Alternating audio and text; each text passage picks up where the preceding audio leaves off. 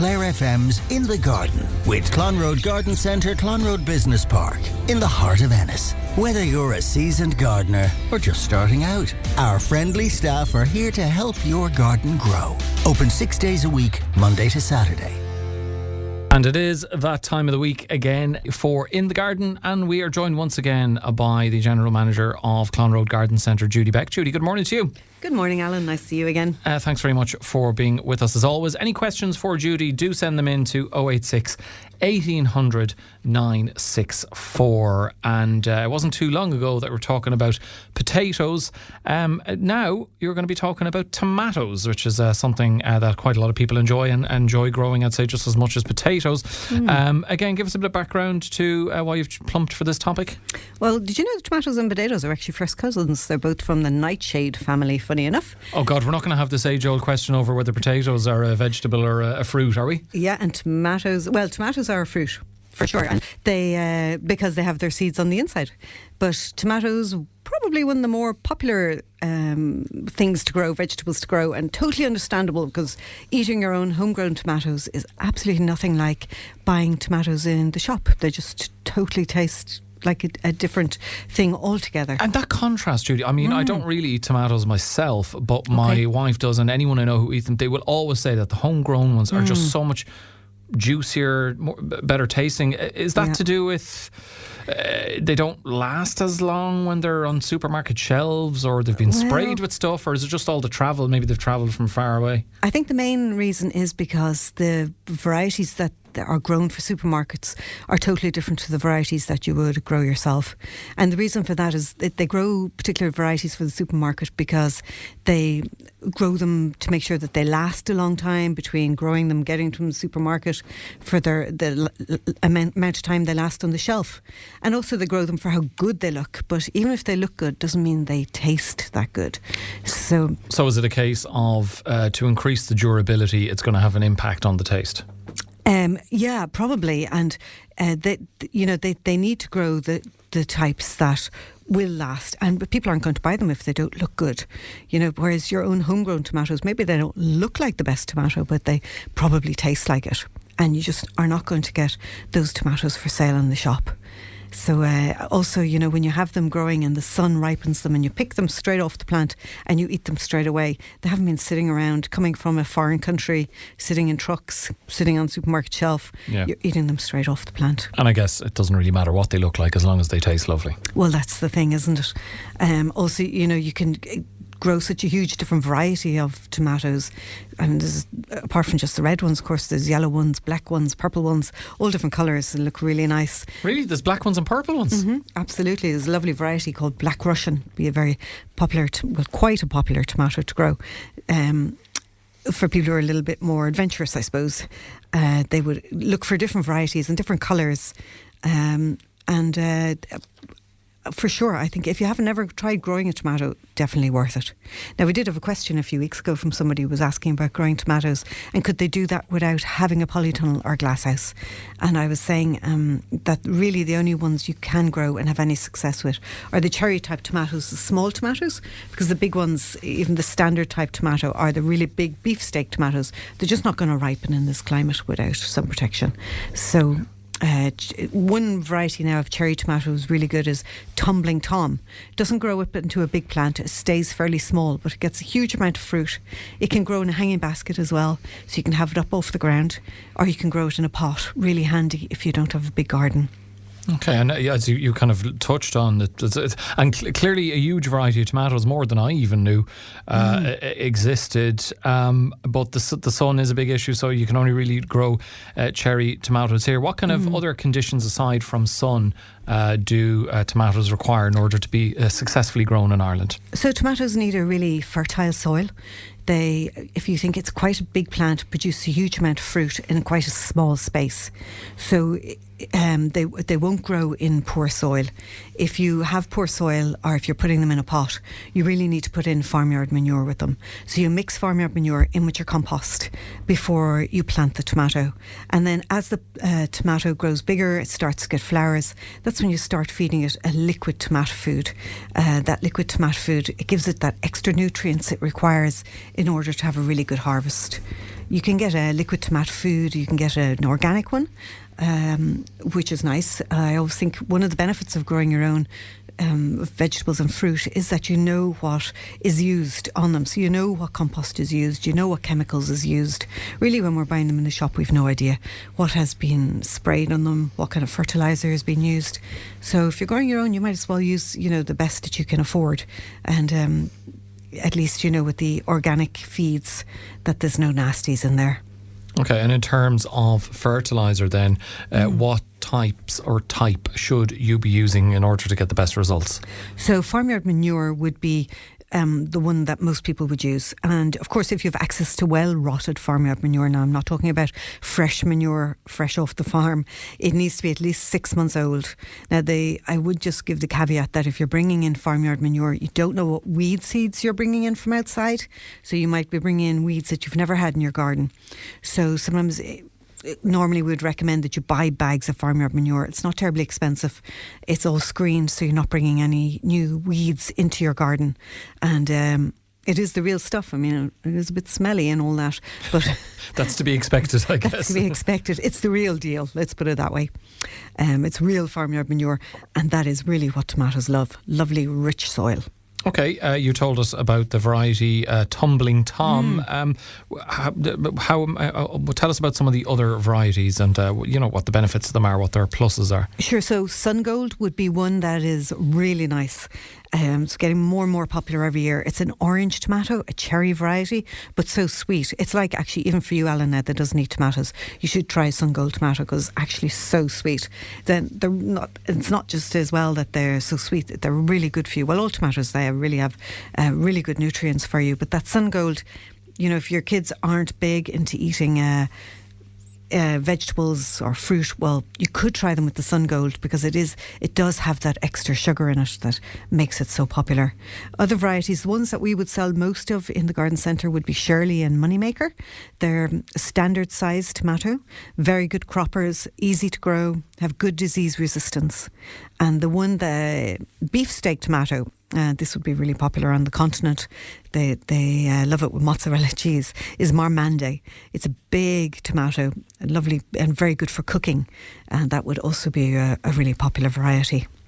Okay, so in terms of growing them then, we're in the very early stages of the year, obviously. Do you need to be waiting until it gets a bit brighter, a bit warmer, or can you kind of crack into it pretty much straight away? So people are starting to buy their seed at the moment, but normally you wouldn't start sowing your seed until between mid-February and the middle of March. Usually takes about 5 to 7 days to germinate those seeds, and after they've germinated, you wait for them to get their true leaves before you plant them on into small little pots. So this all takes time, and you'd want to have them ready to go into your tunnel then probably by the middle of April to the beginning of May. Of course, you would keep them inside, as we were saying, for longer than that if you're hoping to grow tomatoes outside. If you don't want to do them from seed, you can buy actually plants of tomatoes. They're not terribly expensive, and the benefit of that is that rather than growing a huge amount of just one type of tomato from seed, you can buy a variety of tomato plants of different varieties when you buy them from plants. It's just, rather than having to sow, say you have 10 seeds in each packet, you probably don't want 10 tomato plants all the same.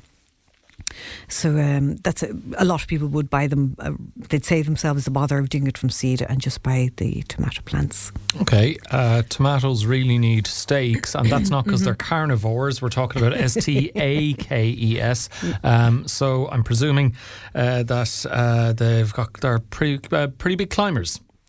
Yeah, there's actually two types of tomato plants. So there's one type, which Tumbling Tom would be, that you put in a hanging basket, and that's what we call a bush variety. It doesn't grow very tall, and that's why it's suitable. It's more spreading. That's why it's suitable for pots or for hanging baskets. But a lot of them will grow really tall. They'll grow up to 5 or 6 foot tall, and so they need staking. Or the way a lot of people would do it, they would use a string tied from the bar of a polytunnel that the tomato plant would wrap themselves around. They're called indeterminate types, which means they'll just keep on growing, and they have to be pinched out at the top. When they've got tall enough, you just cut them off at the top and stop them growing any higher. So yeah, you do need either to use the string from the top bar of the tunnel, or you can use bamboo stakes. Bamboo sticks would be another way to do that. Okay, you mentioned at the outset, Judy, that potatoes and tomatoes are cousins, and they share quite a few things in common, and one of those was an issue that you brought up when you talked to us about growing potatoes. Of course, something that is still around, as you said. We think about the Great Famine, but we're still... blight can still be an issue with potatoes, although obviously we've a lot more modern protections against it.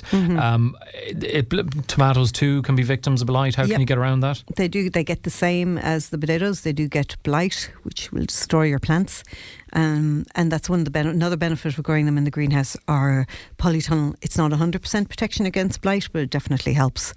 There are some varieties that would be more resistant to blight than others. But, we don't hear as much about tomato blight because people do grow them inside, and they do get a good bit more protection than they would outside. Of course, if you get the blight late enough in the season, you might be able to still harvest your crop, but still an issue, blight for tomatoes. Okay, so good to know that. Any tips in relation to growing tomatoes? What do our gardeners need to know? So tomatoes have quite deep roots, so they do need deep watering. So when you water tomato plants, first of all, you shouldn't water them from the top because that increases the chance of getting blight and powdery mildew. So they should only be watered from the ground, and they need a lot of water at once rather than a small amount of water every so often. Because the water needs to get right down into the roots. A good way of preventing whitefly and greenfly is to grow marigolds, tagetes, is another name for marigolds, or also basil in your tunnel, because the smell actually confuses the whitefly and greenfly and stops them coming in and infesting your plants. So it's an organic way of controlling whitefly and greenfly. So planting marigolds at the same time that you plant the tomato plants is also the flowers attract pollinators into your tunnel, so that the pollinators will pollinate your tomato plants. So just a really good thing to keep in mind for people. And they, of course, they look really pretty to have flowers in your tunnel as well. Brilliant. Any other tips before we get to the jobs for the week ahead? What else? So, as I was saying, make sure that you feed your tomato plants and with tomato food. Once you just use the tomato food once the tomato plants have actually started flowering. You don't need to use it before that. And you feed them probably every 10 days to 2 weeks. Okay, brilliant stuff. 086 1800 964 if you have any questions for Judy on gardening matters. But before we get to that, a few jobs for the coming week for our gardeners. Yeah, just to keep in mind about feeding the birds now at this time of year, January, February, March, really important to give them, make sure that they're good and healthy for when they start nesting. And high energy suet or fat balls are really good when the weather's really cold, and peanuts are as well. And of course, don't forget to put water out for them because they need the water for preening themselves. Also, pruning fruit trees. Now is the time to do it. Don't leave it too late. January and February is a really good time for pruning fruit trees, and start with the 3 Ds. So that's dead wood, diseased wood and damaged wood. So dead, diseased and damaged, and that's how you start. And most importantly for pruning fruit trees, bulbs, if you find any left over in the drawer you forgot to plant, you still put them in the ground. People often ask that, I found these bulbs, I've got to plant them, is it too late? No, January, right up to the end of January, it's fine for doing any bulbs that you have left over. They'll flower a bit later, but still worth putting them in. Okay, let's get to the listeners' questions. 086 1800 964 is the number again if you have a question on gardening matters for Judy. Our first question is from a listener wondering, when should they prune their mophead hydrangea? So mophead, I'd just wait a little bit longer, wait till probably the end of March before you'd prune it. They probably look a bit straggly and probably don't look great at the moment, but still a bit early. So if you can hold off till the end of March, even April will be fine. Okay, someone wondering, how do you handle garden pests without losing your mind? I guess, Judy, it depends. You were telling us about that worm from New Zealand last week. I'm sure there's a wide variety and perhaps different tactics are needed for different varieties of pests. Yeah, and we were just saying there about using the marigolds and basil in the glasshouse or polytunnel to keep the white fly and green fly away. But so many, like if it's slugs, for example, slugs, there are organic slug pellets available. If you have plants in pots that are being eaten by slugs, if you look under the pot, you'll nearly always find the slug hiding underneath. Also, if you put out sheets of newspaper, a damp newspaper, the slugs will hide under the sheets of newspaper, and that's where you'll find them, and you can dispose of them accordingly. There are organic sprays against white fly and green fly, of course. I'm not big into chemicals, using too much chemicals in the garden, because the thing is that if you spray everything with chemicals, for example, you're going to kill all the ladybirds as well as all the green fly and white fly. And what ladybirds do is that they actually eat green fly and white fly, but they're not going to be there to eat them if you've sprayed everything, because you literally kill everything. I mean, wasps are really good at eating green fly and white fly as well. And I mean, wasps really are only a problem in August. But if you see any wasps or that around the garden, it's actually great, because they do eat an awful lot of those aphids that eat your plants. So there you go. The things in your garden you think are annoyances or pests, actually, they play their part as well. So good to be aware of that. Apple trees, and I'm wondering this myself because I have an apple tree in my garden, but it was there when I got the house. This listener wondering, can they grow an apple tree from a seed from an apple? You can grow an apple tree from a seed, but just keep in mind that it's not going to come true to the apple tree that it came from. So it'll probably end up being quite a bitter apple. Maybe quite a small apple, more like a crab apple really. So it is possible, and you can very much grow an apple tree from a seed, but it's not going to come true to the parent. Okay. In terms of essential tools, a listener wondering, are there any essential tools I should buy? I'm hoping to start gardening, but I heard it can be an expensive hobby. I'm sure it can, Judy, if you buy absolutely everything you think you need. But when it comes to the essentials? So apart from the very obvious ones, I suppose, like the spade and the fork and the trowel, ones that I probably wouldn't be without is some kind of a hoe for weeding. So you don't, because if you're doing an awful lot of bending down and weeding, you're going to get a very sore back, and there's nothing to put you off gardening quicker than having a sore back. So a really good hoe for doing your weeding is essential as far as I'm concerned. Also loppers, good loppers for doing your pruning. Probably depends on your garden, of course, but that would be another tool I wouldn't be without. Hedge shears, very useful, not just for your hedges, but also maybe for the lighter type of plants, for quick pruning. Not for woody plants, but maybe for your perennials. Hedge shears can come in really handy. There's so many tools, I know. Things for your lawn. It's all adding up as your name in them here. A lawn edger for keeping your lawn nice and tidy. I mean, there's nothing nicer than a lawn with a really nice edge to it. I'm sure you're really good about doing that too, Alan. And of course, the best. But I suppose you can't buy them all at once. I suppose if you maybe buy one tool a month or something like that, and just build your stock up and look after it. Don't leave it out in the rain, which I'm always giving out to my other half about, leaving the tools out in the rain. To put the tools away when you finish using them. It's nothing will ruin your tools quicker than leaving them outside in the rain. See, I'm sure he loves you, but that's the downside for him of his partner being somebody who works in a garden centre. They, more than anybody, is going to be on his case about that kind of thing. And indeed, if that is an issue for me as well. I have been known to leave garden tools out in the rain and had to buy them again. This next one, and this question, painting quite the image in the mind. I don't know if it's a nice image.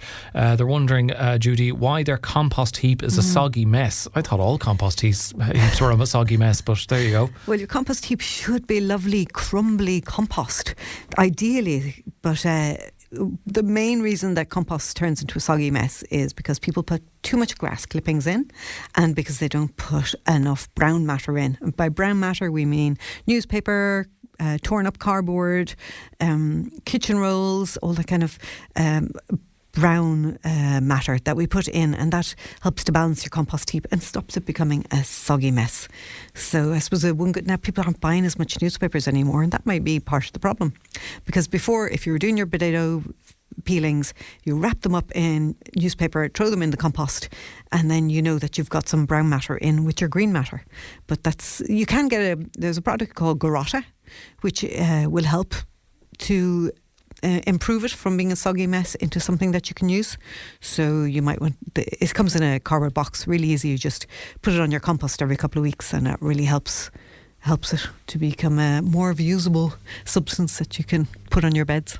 Okay, there you go. Next one from someone wondering, Judy, when you visit someone else's garden for the first time, what is the very first thing you look at to judge if they really know what they're doing? Would it be if they're not putting brown matter into their compost?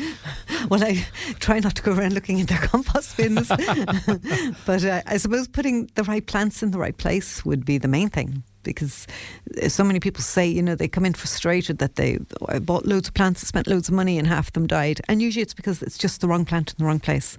And that's just a lot of people just buy plants from sight. They use their eyes when they buy a plant. And I totally understand that. And they look at a lovely label. But they might say to me, I've got this area of the garden, it doesn't get any sun, or maybe only gets an hour in the morning when it's sunny, which isn't that often, and nothing will grow in it. Well, something will grow, but you just have to pick the right plant. And it mightn't be your first choice of plant. It mightn't be the plant with the nicest flowers, but at least it'll grow, and you won't keep buying plants, throwing them away, buying another plant, throwing it away. So picking the right plant for the right place. Okay, and the final question this morning from a listener with daffodils, wondering, why did my daffodils not flower last year? Oh, really good question. So, and of course, coming up to daffodil season, the main reason for daffodils not flowering is that people cut them down too quick. So they get sick of looking at the leaves. They gave them the nice flowers, and then the leaves are left, and they go, they just cut them down because they can't be looking at them for the next couple of months. But see, they need those leaves to take in the sun and take in energy in order back into the bulb so that they'll flower again the following year. So if you cut down your daffodils too early, it's not going to happen. It's not going to flower next year. So you might as well nearly dig them up, to be honest, because you'll only get leaves again the following year, and they're probably not going to flower again. There is one other reason, and that is that they weren't planted deep enough to start with. So daffodils need to be planted at least twice, preferably 3 times the depth of the bulb. And if they're not planted deep enough, then they're not going to flower. You're only going to get green leaves. Okay, brilliant stuff. As ever, we wouldn't expect any less, folks, would we? Judy Beck from the Clonroad Garden Centre. Thanks as ever for joining us. Thanks, Alan. And if you ever have any questions for Judy, the number is, of course, 086 1800 964.